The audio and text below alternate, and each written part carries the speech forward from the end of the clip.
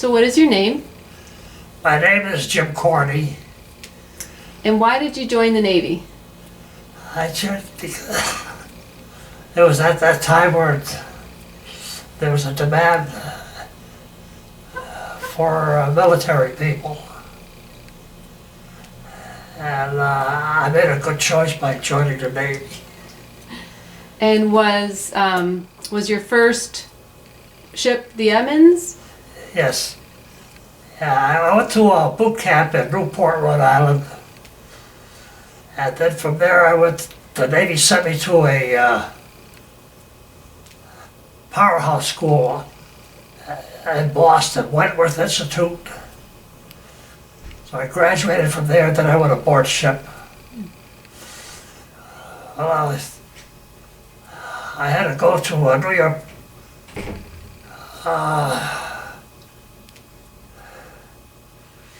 Pier 92 in New York, waiting for the ship there.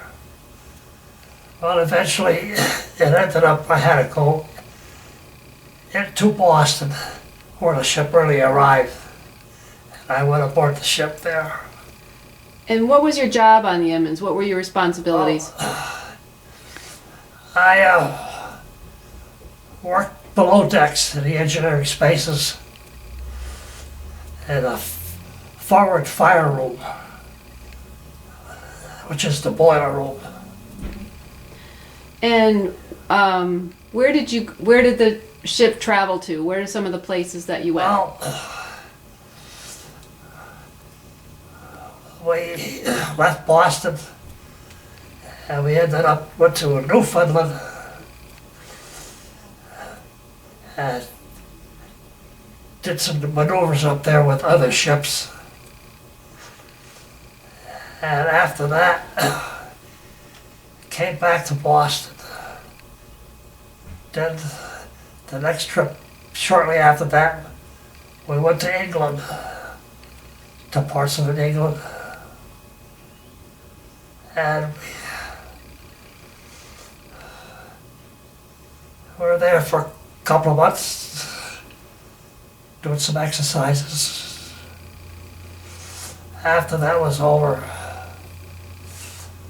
we got the word to go to Normandy.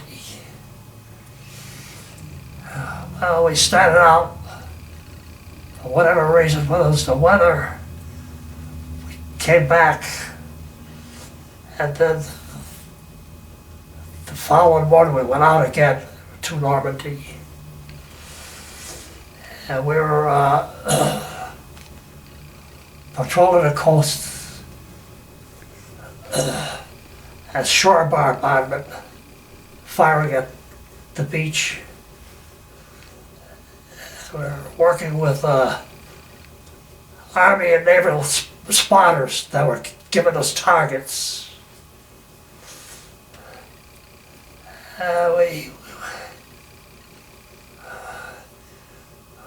We used up, for a couple of days, we used up all our ammunition. We ran out of ammunition. We had to go back to Wales to reload for more ammunition. Then came back and started all over again.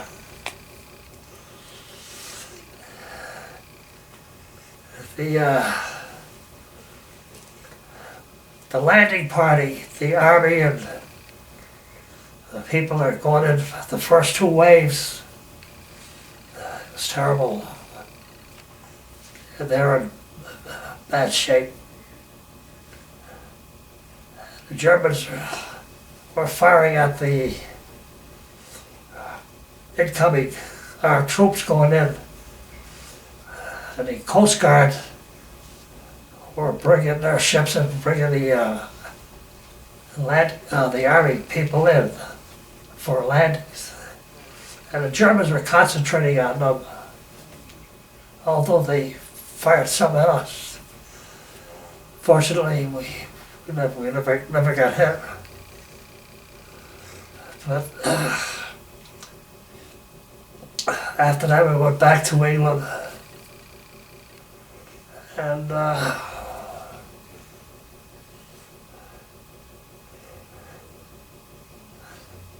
well, we hung around a while, and then we got the word, went into the Mediterranean for the landing in France.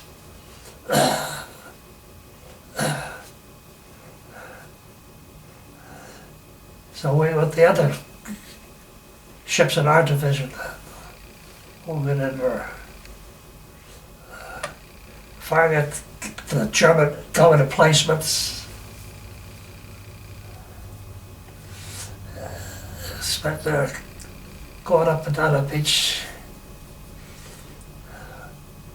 looking for targets. So,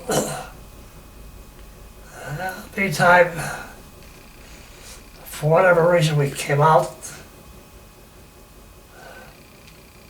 and got in touch with another group, some battleships and other ships.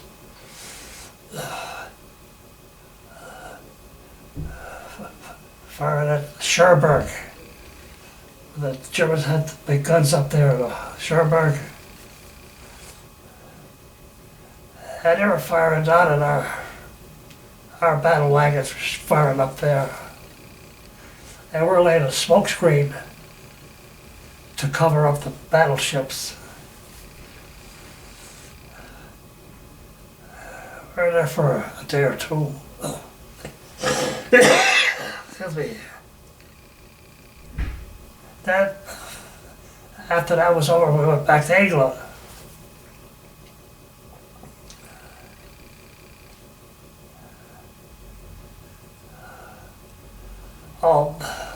I take it back. We went around to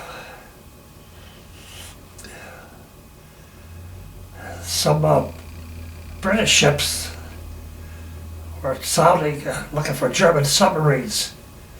So we worked with them to see if we could help get the German subs.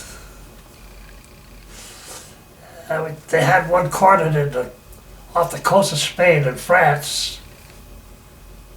So we got dropping depth charges in that area.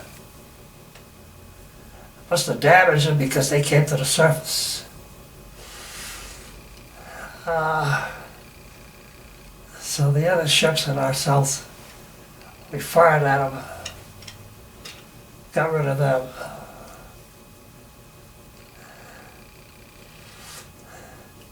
And then we went back to Oran, Africa.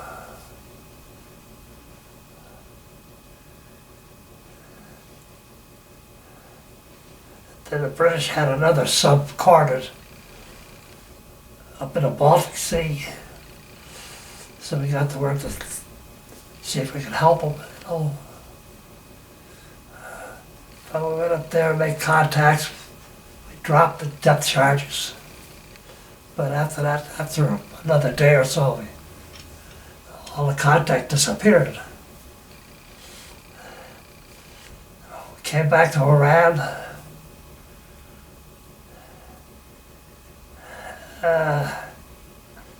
We didn't do very much at that period.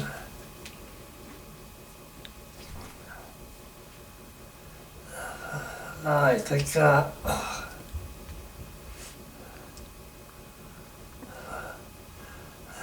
we went back to the States. We ended up in a Boston Navy Yard. We refurbished and whatever work had to be done.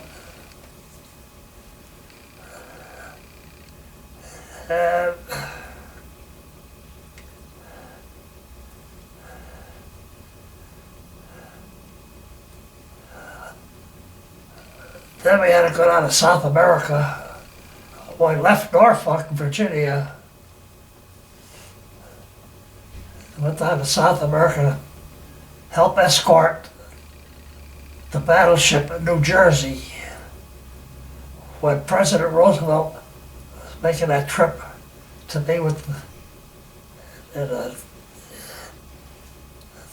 between Churchill and Stalin and all that. So from Norfolk we went over to Africa, and from Africa all the way up to Gibraltar. And we left them there.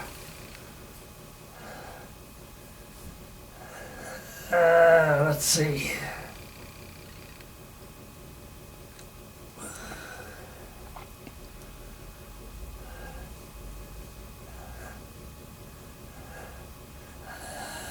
Yeah, we came back to the States after that.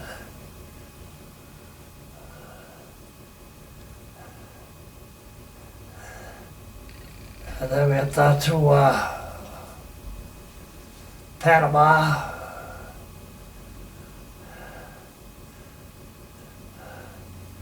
Went through Panama Canal, went over to the Pacific. Did a lot of traveling. Oh yes. Yeah. And they recorded 93,000 nautical miles on the ship.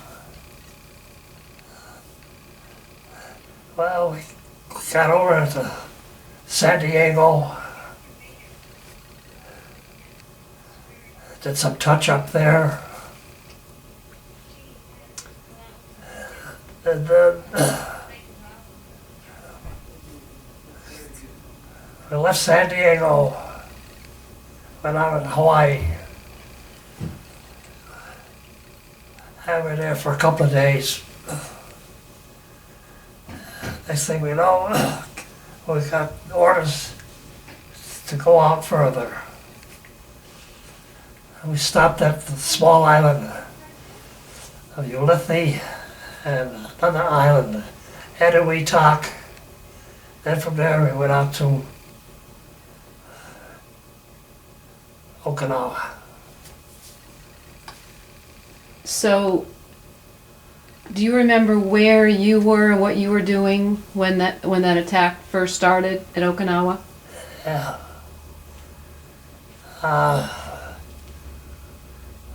On the way over to Okinawa, we got the radio working, and the Tokyo Rose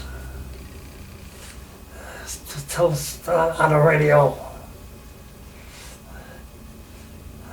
says, there are people will be waiting for us. They call it the divine wind. And sure enough, and they even gave the name of our ship. So anyway, in our squadron there's 5 destroyers. The Evans, the Rodman, the Ellison, the Macomb, and the other one was, I forget the other one. We all went out there. Well, we got out there. The Rodman, they got hit first by 3 planes. So we went over to help them put the fires out, but they waved us off because they were taking care of it themselves. And the next thing you know, we got hit by 5 of them.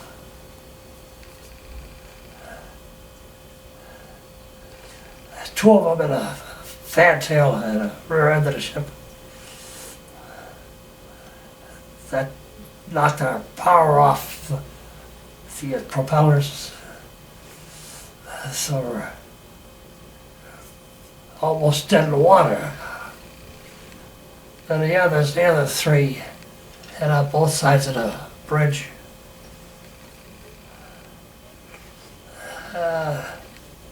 We're just sitting there doing nothing, although we were shooting. We shot down 12 airplanes. But there's so many airplanes up there. There's American and the Japanese. They're all over the place. There are like 50 or 60 of them. And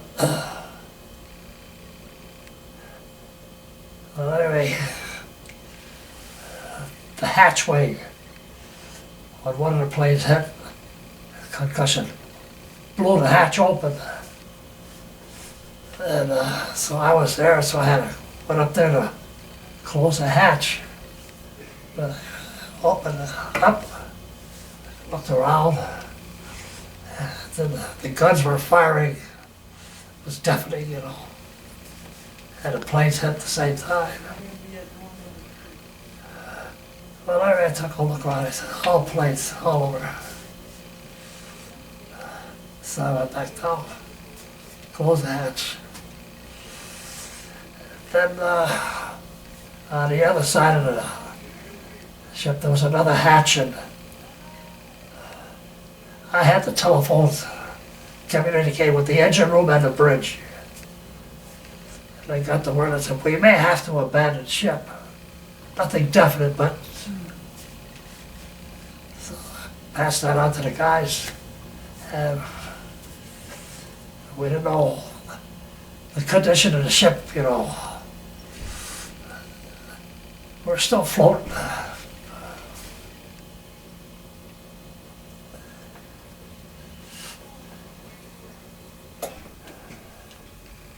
Then we finally got topside up. Looking around, a lot of people were dead and wounded. We're trying to help them. It was bad. So there's some other small craft that came alongside to help us. So we try to get ourselves and the wounded out of the other ship, the other vessel. So we finally jumped off on the other ship. They brought us to a transport.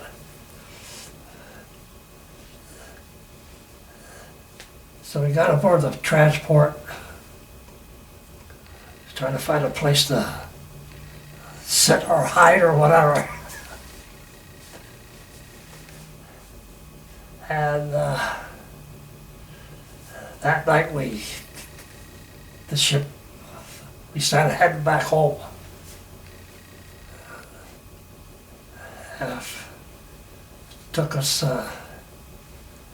31 days from that point to Pearl Harbor.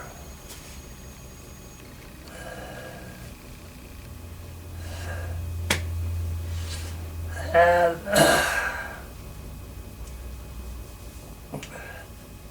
then from Pearl Harbor we went to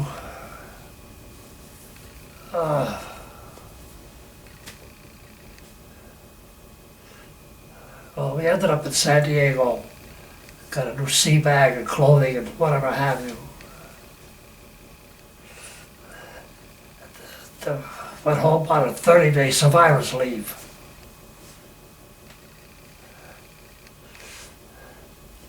So after the 30 days, I went back to California, Oakland, and just hung around doing nothing. So I went up to the administration building. I didn't like hanging around doing nothing. I was going from payday to payday. Get paid, you go to the beach in town and spend your money. Come back and do the same thing over again. So I went to the administration building. I told them to get another ship. They told me no way. I wanted to get out of there. Finally, at that time, the war in Europe was over. And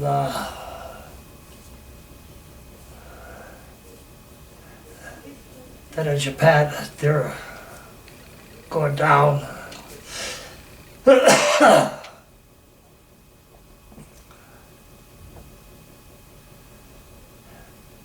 I figured it was time for me to go home. I had my point system. So my notice come up. They read me the paperwork.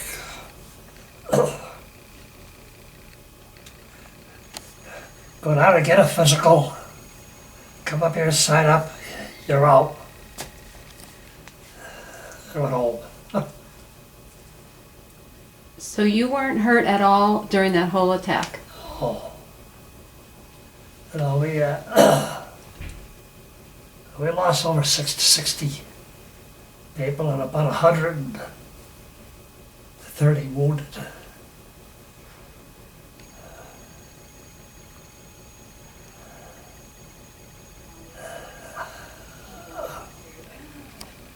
That wasn't good.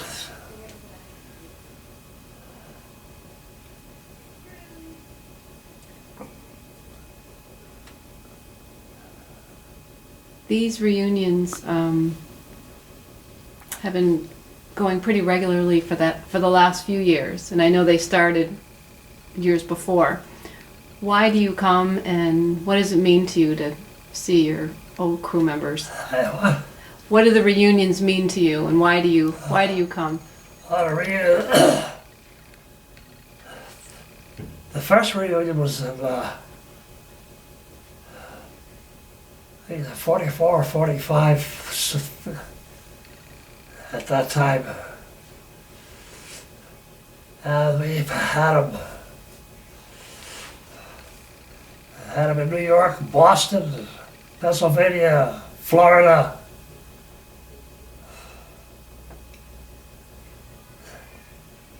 South Carolina,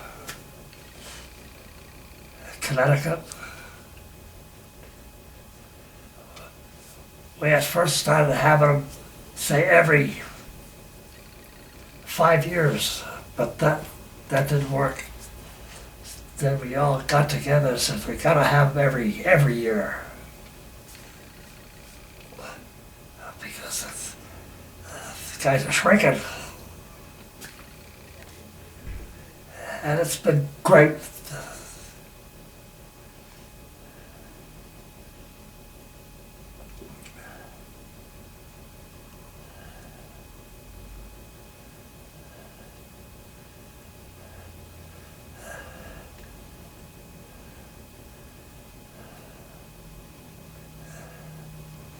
It's good to see the old timers, you know, but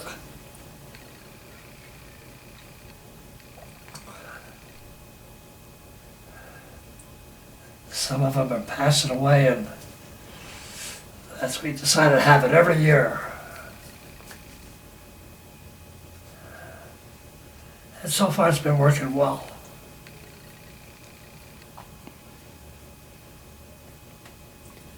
Those are all the questions I have. So unless there's something else you wanted to say, I have no more questions, but if there's anything else you wanted to say, feel free to add anything you want. Well, I only hope that our younger generation, our younger families will keep this going.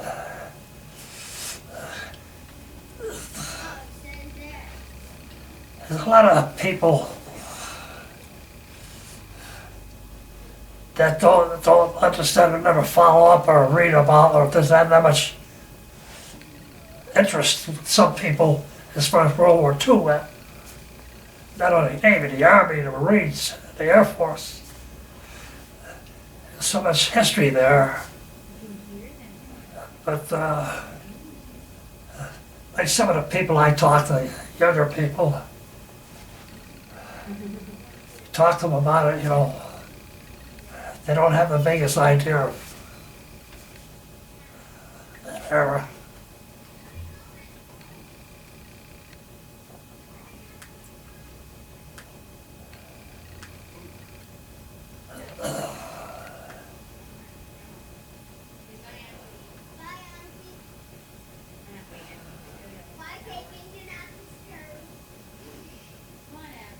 Oh, that's about it for me. That was great. Thank you.